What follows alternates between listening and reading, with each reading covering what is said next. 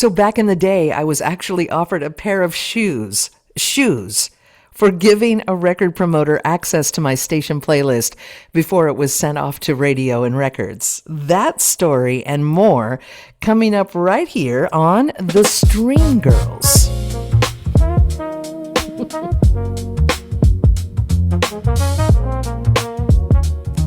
I mean, everybody likes shoes. Check the Stream Girls, they got a lot to say. The Stream Girls, from Los Angeles to the Monterey Bay. Oh. Started streaming for the boys, knew what was up. California dreaming, here to light the world up. If you know, you know. If you don't, you in your own way. If you know, you know. If you don't, you in your own way.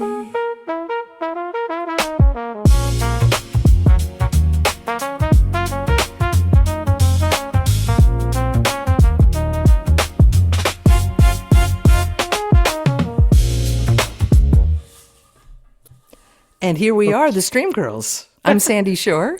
I'm Donna K. Phillips, and boy, do we have a lot to say today. You know, when I was a 19-year-old music director at a radio station, and I got a call from Motown Records. There's a little tea we're spilling right there.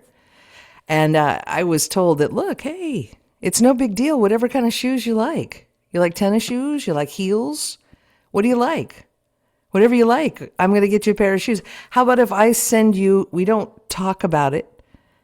It won't be a direct delivery to the station. If you have a P.O. box, if you can get a P.O. box, those shoes will end up in that P.O. box. Somehow. If you will just somehow get me that playlist before it gets reported. And what was the purpose of that? We were a reporting radio station at one of the most major publications of the time. We're in the 90s. We're hanging in the 90s again. And I never did it. I didn't think it felt integral. I mean, who doesn't like shoes? You're right, but that's my point. Weren't there like bigger prizes than shoes? Okay, that's a great question. And I did come to learn later, mind you, I was only 19, that the larger the market, the larger the gift. Shoes were for somebody in a market of the size I was in, which was considered medium. Had I been in a larger market, I might have gotten a motorcycle or, a hot tub. I heard one guy got a hot tub in Los Angeles. I don't think we should drop names. These are stories of yore. We're only gonna spill a little bit of tea. Some folks aren't with us anymore, so let's just leave something better left unsaid. So this is going to be a great time to talk about the relationship of the record labels with the radio or record promoters to the music directors and program directors and DJs of radio. And the time period that this was a working relationship, it made sense, why it was developed and how it worked, and why it's no longer the way to promote your music today. Mm-hmm. So how did it break down back then? Well, I got into radio in the late 70s, early 80s. I like to say early 80s so it doesn't age me as much, but the truth be known, it was 1979, and I was a young teenager. And so that's when my story begins. So prior to me in the 50s and 60s, there was a lot going on. It just was before my time. But when I got in it, there were some shenanigans happening. And they, honestly, there was some earnestness in how it began because, as we all know, the DJs were the original influencers, weren't they? Yep, absolutely. They play a song, everyone's dancing or crying or singing or laughing or whatever, and then the copies of that song would be purchased. Yeah, right? Or we'd make cassettes. We'd make cassette compilations. Remember, mixtapes. We would buy the record. We'd buy the 45s back then. Yeah. Today's equivalent is to download the single or stream the single. Right? So the record labels wanted to convince the person who basically handled the DJ, because it it sort of morphed in the 80s into a management situation where you just wouldn't reach out to the DJ directly. They rarely had autonomy. Some did still, but mostly it was a programming director. Okay. So record companies, labels, there were a lot of them back then, would contact the radio station programmers at all size markets because back then radio was thriving, and these radio stations, that we grew up listening to, right? They were our friends. The DJs were our friends. The station was our friends. If they did an event, we showed up, right? Right. And that was part of our childhood, part of our life. This is Yeah. something that kids of today, even grown-ups in their 20s, have no idea what we're talking about when we say that if the DJs were going to go. I remember in the community I grew up in, the DJs would go play baseball. Did you ever have this on the East Coast where they would get on donkeys and play baseball? Yeah, they would do crazy things. I don't understand the 70s. Yeah. But that was radio. Now that you mention it, radio did crazy things. And Yes. I remember sometimes you'd be on the air and I would call you and you'd say, I have like 3 remotes to go to today or something. And I'm like, you were Oh, so right. busy doing these crazy remotes for RVs and That down at was the in the Catalyst and Santa in the Cruz. 90s. Yeah, Yeah. yeah, yeah. Fast forward, of course. Not in, Donna didn't meet me when I was just starting in radio. I had actually already been on the air some time, and they would send DJs, and I'm sure they still do. In some places, I'm pretty disconnected from that medium. But we would go out to surfing competitions in California or automobile shows or concert events and festivals and, Yeah. all kinds of stuff. We were always getting around out and about. But anyway, the labels would then contact the stations and basically try to convince them to listen to this latest record or this new artist. And that was often done by phone calls and connection through phone calls or gatherings, or they'd pop into town and take you to dinner or take you to lunch, or at the conventions that we brought up in our last episode. And then later on, promoters were outside of the labels, were added as sort of added muscle, if you will. But primarily, the labels were the ones that had the people call. They had a promotion department, and they would call programmers, and that's how it worked for me. I would get the phone calls as a music director or a program director, and they would just basically give me a list of the artists they were working. And okay, so, and also just likewise, I want to mention if they wanted you not to go to the second single, let's say on an album, they would not service you that single because they try to control how long radio would stay on a song, correct? They That was had that was part they of had it. an agenda, that's for sure. So radio was very rarely serviced albums unless you were an AOR station, which stood for album oriented rock, and then you were allowed to go into what we called deep cuts, and that terminology is coming back today. Smooth jazz, believe it or not, was an album-oriented radio format back when it started. So Yeah. we were often serviced with full albums, but then it tightened up. Vinyl And too, Sandy, because I know we have some of the vinyl, the early smooth jazz, Alexander Zonjic, some early Peter White, we have in vinyl. absolutely, Yeah. yeah, the 90s were still sending out vinyl and then CDs, but it got to a point where the singles were being controlled. Once that happens, a format is sort of being homogenized.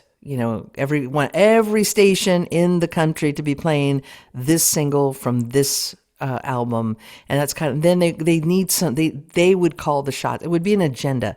I'm not saying it's good or bad. I have no judgment on it, but just know that it was choreographed, and don't play that single right now, play this one. And sometimes those of us who felt inclined, we might add a second or third album track in advance of it being released, just because I always wanted to offer a deep programming style on my radio station, because I've always held respect for my listeners. I think they're sophisticated, and I feel like offering them different tracks off of an album. It's sophisticated when you're programming a station and giving them a choice, and giving them a little bit more meat on the bone. That's how I did it. But the labels didn't really prefer that. So that's kind of how it worked. And was that kind of a relationship where the consultants kind of got involved with the labels and then that filtered down to the promoters who would then call you? So there was like a strategy to get the most airplay out of the single that the record label had invested in. So Mm-hmm. maybe that was perhaps a strategy. If you could tell me as a listener and those who are listening to the podcast, what would a phone call sound like? Maybe like what was the way that a promoter would convince you? Because they would, I'm assuming, give you more than one track to consider. How would they get you to play all the tracks or some of them? Yeah, that's a good question. I'd want to address the one thing you just said. Consultants didn't get involved with labels per se. Okay. Consultants got involved with radio stations and the Okay. programming team. And for me, I can't tell you exactly why, but I always bristled when I heard the word consultant. As a radio artist, I just found it to be the polar Hands tied. opposite of where I was coming from Yeah. because I had instinct. So, Yeah. and consultants didn't like instinct. That's not what they, And consultants also were not necessarily musicians or radio artists, DJs. no, they were analysts often, Yeah. and let's tighten it up, get some, it was all about ratings, wasn't it? All Yeah. about ratings, and the ratings would dictate how much money you could charge for your radio commercials at the time. So, that's important to note. And, this episode here is called Radio Radio. It's in honor of the Elvis Costello song that came out it was a little bit of a satirical stab, if you will, at commercialism and the monetization of radio that began in the 70s quite heavily, where he said, I want to bite the hand that feeds me. I want to bite the hand so badly. And he couldn't because he said, you either shut up or you get cut up. That meant an edit. Because they don't want to hear about it. It's just inches on a reel to reel. And the radio is in the hands of such a lot of fools trying to anesthetize the way that you feel. And I always thought that was such an ironic song for a medium that I absolutely adored, but it opened my eyes. It was me thinking that, and honestly, Donna, when I would meet some of the pop artists at the time, the bigger artists I was in all kinds of different radio formats. Yeah. They didn't like us. I was shocked by that. It actually hurt my feelings. These Yeah. these pop artists, some of them did, of course, but some were afraid. They're just like, oh, it's them, because it was an us versus them kind of a thing. Because radio was calling a lot of shots. So anyway, I just want to throw that out. Why we're calling this episode Radio Radio, because we're diving in a little bit here, and this is all about yesterday paralleling today and sort of revealing some of the reasons why these modalities started, and and the question we keep asking is, why are they still here? So and it's important that we dissect and dive into it a little bit. A typical call from a radio promoter back when I was a young programmer would always, mostly be very pleasant because they were likable people that would call. They were either calling directly from the label, which would make you feel very important. It would make Of you course. make you feel considered. Yeah. And they were interested in you. It was a relationship building conversation. Yes, they would talk about the music. They would also inquire about how your life was going, and I was a young person, talking about myself and whatever was happening in my Yeah. life. And, it was a time I would sit behind my desk. I felt very, I felt very important that they would call me. And so when they asked me to listen to the songs, I took that seriously because we had relationships with these people, Right. and we wanted to give them consideration. If I absolutely couldn't stand the song, it wouldn't make it. If I took those calls today, I would certainly be a little bit more honest. I always tried to be very transparent if I didn't like something. But if I liked the promoter, it would be hard not to play the song. You know Right. what I mean? Yeah. And so we would talk. We would talk for 20, 30 minutes, sometimes an hour. They really know how to chat someone up. They have a gift of gab. Yeah. And yeah, and that's how it went down. So So if you're a curmudgeon, you're not going to get very far. you mean if the promoters are curmudgeon? Yeah, if they're just not nice people or they're kind of nasty with you or whatever, you're probably not going to feel as inclined. So I think they would be in the wrong job. yeah, exactly. Yeah, they would be in the wrong job. Most Which explains the appeal now, that they're nice guys. Well, the question really isn't what are radio. I mean, the question could be what are radio promoters doing today, right? Right. But to me, the question is why are radio promoters doing it today? Because radio isn't influencing like it used to be. I mean, it's just not. It's not my opinion. It's just literally not because so few people are actually using radio. Most folks I talk to don't even know where it is in their car anymore. They're streaming. Even if they're listening to radio, it's on an app rather Yeah. than it being on a dial. Yeah, which is So, ironic because that's what we talked to those radio stations about on our drive across the country was use your website to have an alternate stream because you'll have more listeners that way than just in your local community. And they just didn't see it in the early 2000s. But what I want to hit on is also how radio was measured. So you talked about markets, major market, medium market. You talked about the shoes were for more of a medium size market, something like that. That medium was shoes for medium-sized market. right. So that was rated by something called Nielsen and Arbitron, right? Yeah. Okay. And that was That's how radio stations were rated back in the day. They did diaries. People probably seen it for television. this blows my mind now. It blows Same my mind. thing. What's that? It blows my mind how they did this. I want everyone to really listen. This is how they could figure out the listening audience of a market. Go ahead. It's actually mind-boggling as I'm about to tell it. I'm sitting here in my head going, "Why did we do this?" Yeah. So paper products would be sent out in the mailbox to us, to people, and if you were on the radio, you couldn't fill it out. So if I got one of those, I'd have to be ethical and throw it away. I couldn't fill it out. But everyday folks got those, and you would literally, you would have 7 days of a log. You'd keep a log. What did you listen to and when? What call letters? And for how long did you listen? And what frequency? And, they paid you like $2 if you filled it out and returned it. And the reason smooth jazz radio just didn't fare well in that kind of analytic approach was because the audience was upwardly mobile. They were young professionals. They were becoming doctors. They were doctors and lawyers and professionals when this genre began. And they didn't have time. They were raising young families. And you barely have time to think about doing that. You would barely have time if you were single and, didn't have a job to fill out. Why would anybody do that?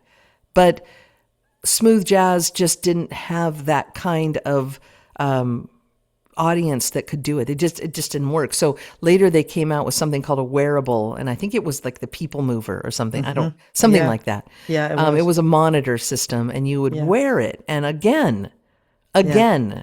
can we Yeah. make it more awkward? Yeah. And I remember being up with Carol Hanley at the jazz station up there and In we had Seattle, yeah. yeah, and we had started smoothjazz.com and she was always very, very kind about I like your little project of smoothjazz.com. It's nice that you're doing that, but radio will never go away. And that was her belief. And I just sat there humbly and said, okay, whatever you think, Carol. But she said, but the People Mover monitor is it could kill the format. And I thought, well, that's quite a prediction. And she said, because it was an instrumental format. And when they wore these monitors, meaning if you went into the doctor's office or the grocery store or someplace public, it was supposed to pick up sort of like the audio monitoring we do now for the chart, but less sophisticated.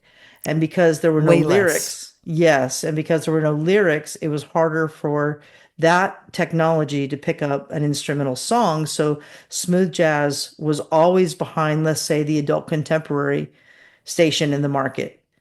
It was always falling behind with numbers. We used to have to sell it in a quantitative way in a qualitative way rather than a quantitative way. In other words, not focus on the amount of audience, but the quality of the audience. So brands that were a little more high end, wineries, hotels, nice restaurants, nice cars, luxury cars, getaways. That was ideal for smooth jazz advertising. Ideal. So, you would have to restructure the sales department to understand how to sell smooth jazz when it was on traditional or terrestrial radio. It was always a challenge because these modalities of ratings, monitoring, they weren't tech enough for the audience itself. And so that will address why the stations never really were number one in markets. Sometimes they did. Sometimes they got into the top three. And then the consultants got in to try to make that a better place and a more competitive environment. And they would add songs that they felt would do that, like top rated commercial pop songs, such as My Girl, by the Temptations, or Fields of Gold by Sting. They thinking that maybe when somebody from an adult contemporary tuned in and heard that, they would stay. Well, But nobody would stay. If if you like vocals and pop music, you're not going to stay and listen to Pat Metheny because you don't understand. You're not. So no, and it let's never not say, made sense to me. let's not even say that they felt, because it wasn't about feelings. That's what DJs do. They feel their way through the music, right? But someone who comes from a more accounting side turns it into a formula. And there was something called dial testing that would go on, and where they would invite the public in to basically turn a dial based on the recognition of a song that was played for them. And based on that methodology, numbers would be derived and taken to the owners, which I mentioned before were mostly into the real estate of owning the media, rather than trying to curate amazing radio stations with amazing music. Or the owners were also not necessarily focused on the careers of the musicians that were being played. They were focused on their properties. Well, I defy you to play My Girl for anybody and not watch their serotonin levels go up. Exactly. I mean, who doesn't love the song? Yeah, Who doesn't love the song? It doesn't mean it belongs on a smooth jazz or contemporary jazz radio station. It doesn't mean that. I mean, my philosophy was those songs already get enough airplay, and they're where they belong. Right. And smooth jazz had other terrain to explore. And that's how I've always felt. But so anyway, yeah, that's kind of we talk about the history of the medium here on the Stream Girls because it's important that we lay the foundation of why we're streaming. Yeah. And to understand what happened before. It's like Donna walks around in a t-shirt that she has that says, "Don't make me repeat myself," signed History. I was going to wear that today. Were you? Okay, next time. And the reason she wears that is because we as human beings love to we're so cyclical, and we do things for reasons that are not always founded, or they're not all, they're based on nostalgia. They're based on, there's a lot of reasons why we do what we do, but that's what we want to explore here on the Stream Girls so that we can move forward. We can talk about the future because that's really where we live. But Donna and I, in putting this podcast together, felt like it was very important to put down the bones first. Well, and to that, I want to say that the nostalgia bit comes from a very pointed change that took place. And in all of the things you're talking about, in that culture with the record labels, the radio promoters, the consultants, and the program directors and DJs, that worked for about a decade or so. That whole closed system worked. But here's the caveat: as the artist who was on the outside of that, the only way I could get into that was either by your good graces on your Sunday show to play my music for my independent band, or I had to get a label deal, because I would never have access to a radio promoter. They wouldn't even take my call, even if I knew how to contact them, right? Absolutely. What people may not realize today is that radio promoters that exist right now were not interested in signing or promoting independent artists. They were working for record labels primarily.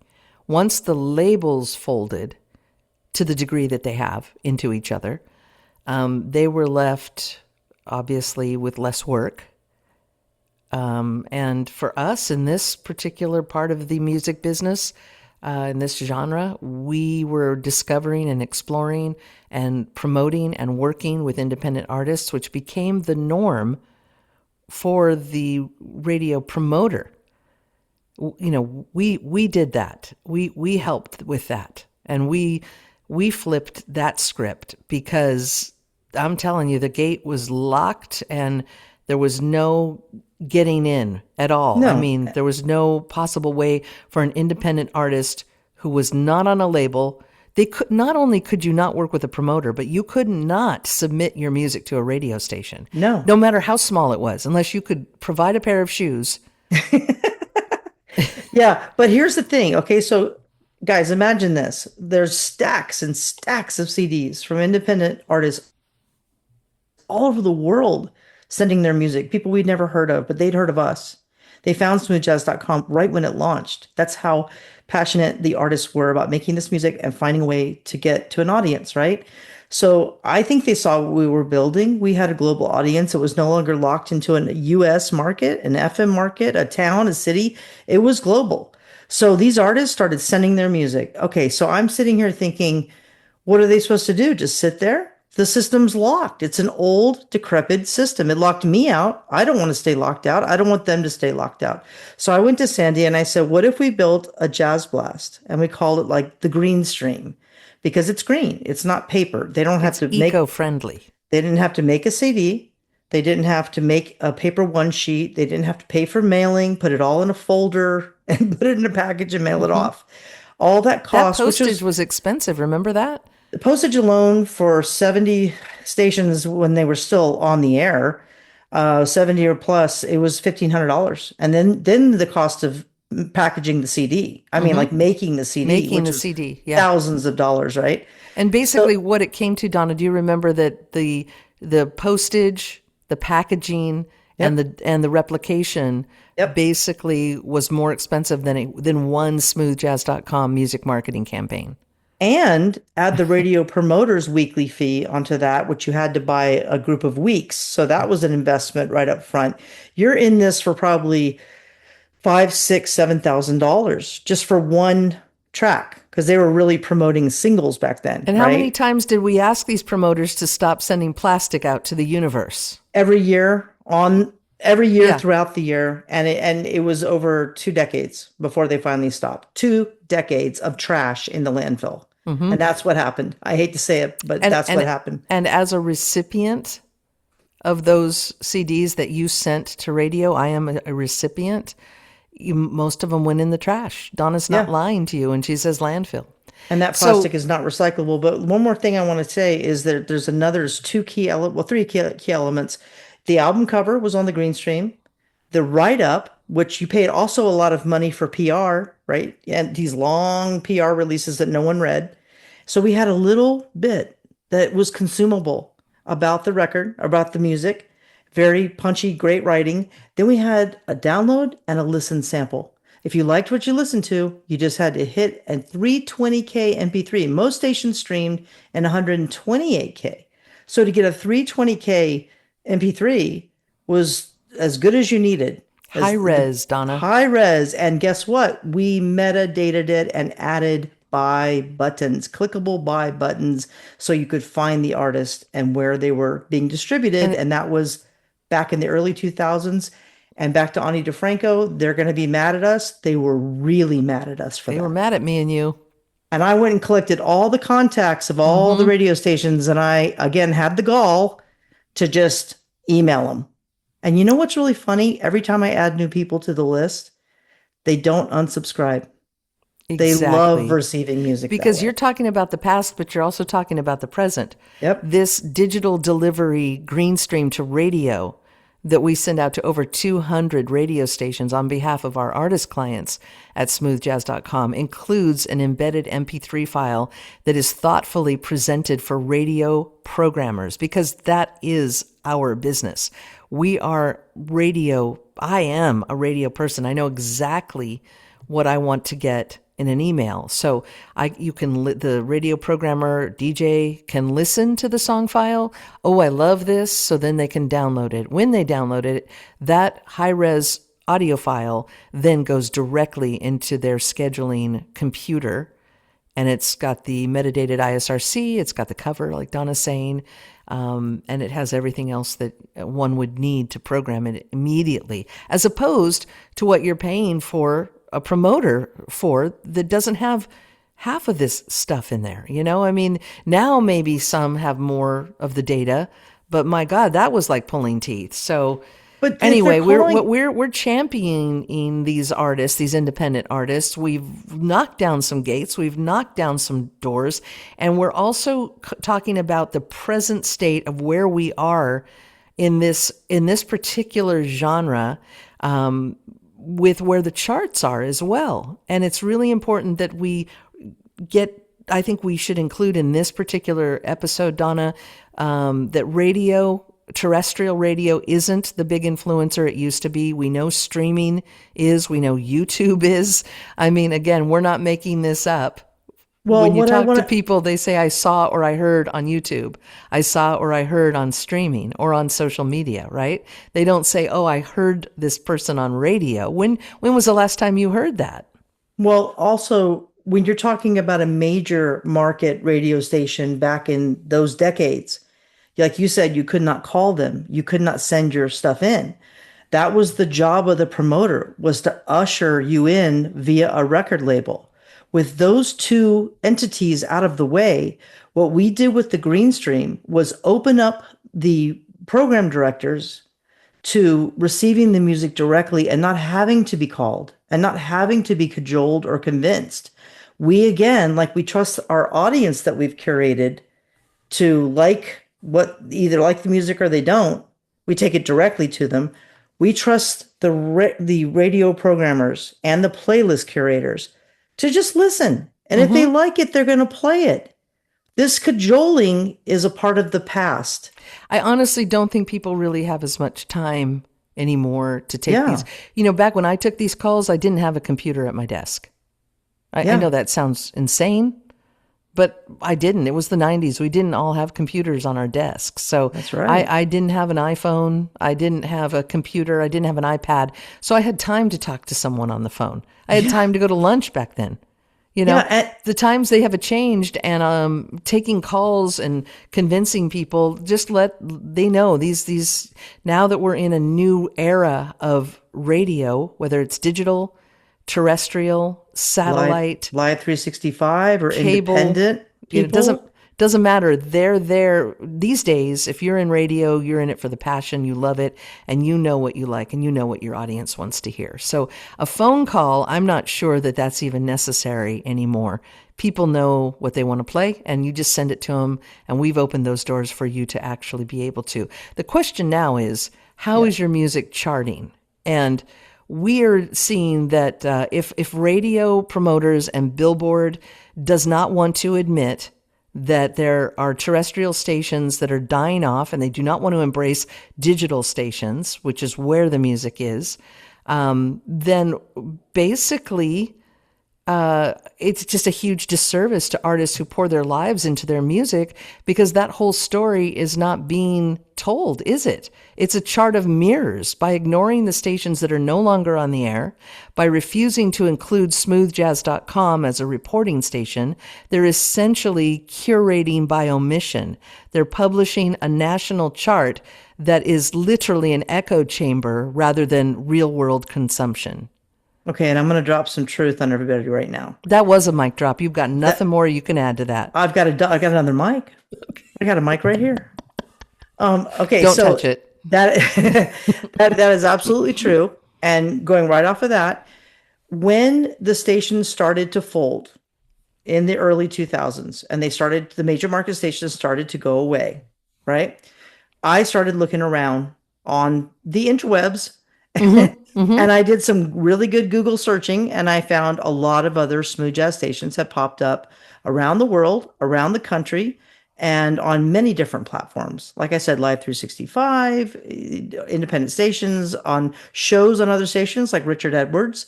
I mean, he's on many different Totally. stations, right? People love Richard. So And I our said, good friend Quirky, Steve Quirk. right. And I Yeah. started thinking, wait a minute, all of these guys really want to play the new music coming out that we're promoting, right? Yeah. And they're not letting the old world keep them constrained. They're not listening to consultants. They're like us. They'll play what they want. So Exactly. we leveled the playing field and we had some compadres out there. I said, why can't they be part of our chart? So I made a new list and it got up to around 150, 200 stations eventually. Right now it's over 200, right? People that we send the music to. Now, we don't pay for all of those people to be on our chart because we do have to pay for that. But the big question was I gave that list to some of the promoters, the major promoters out there to say, all hope is not lost just because we've lost the major markets in the United States. Just know it's thriving in the world. And here are the new stations and the new contacts. And I shared that because I believe that this is a nice community and we should all support each other. And what came of that In a is, perfect world. yes, what came of that is really ironic. That list now gets sent out without spin data and without audience size and without any, ads or drops data, no data for the artist to know how they're doing. The list just gets sent out over and over. And the artists come to us and say, I'm not sure what happened. My song went out there for 6 weeks and she's playing me off. And I got sent to 150 stations. And that's not the case. And even if you did get sent to 150 stations, You're not being played on. you should be showed the stats to prove Yes. it. And why aren't those stations being represented on every chart, especially Well, Billboard? that's just it. Those are good questions. They're important questions that every artist should want to know the answer to, as opposed to one internationally renowned saxophonist that I think for this show we will leave nameless, who said to me, "Do artists really need to know all this?" Couldn't believe it when he said Well, that. well, yeah, yeah. If you're running your own label, you do need to know it all. You do. You have to change hats. You have to take off your artist hat, and you got to put on your record label owner hat. So, in review, Donna, before we have to play ourselves off here, there are several psychological and structural factors Yeah. that drive behavior in the music industry. One, I'm going to just list these. Feel free to contribute. One, the vanity of the legacy brand, being a Billboard charting artist so that they can show that on Facebook, share it with their friends and family. Doesn't matter that the chart is powered by a ghost town panel. Doesn't matter. And that's part Most of it. of it's syndicated, by the way, but we'll get into that later. Yes, for sure, because we're not going anywhere. Once we commit to something, Oh, we're gonna drive this all the way down to the last detail. so we got the vanity plate thing. We, like Donna and I, call it the vanity plate, like on your car. The next one is the promoter safety blanket. So a lot of veteran smooth jazz artists have worked with the same radio promoters for decades. These promoters are their friends. So artists continue paying them out of loyalty, even, as the promoters actually, their leverage is actually shrinking. Because when you have a baker's dozen of radio stations reporting to that Billboard chart, how much leverage is that for this artist? And we contest that you cannot draw a line and connect a dot from, Billboard charting to streaming. There's those two realities never align, and it certainly doesn't monetize your career.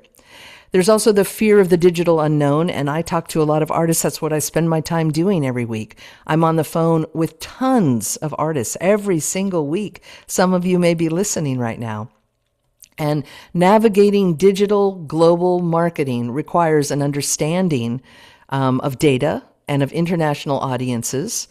And writing a check to an old school promoter, who might be friends, like I said, just feels simpler. It feels like it may yield fewer real world results, but it's just simpler.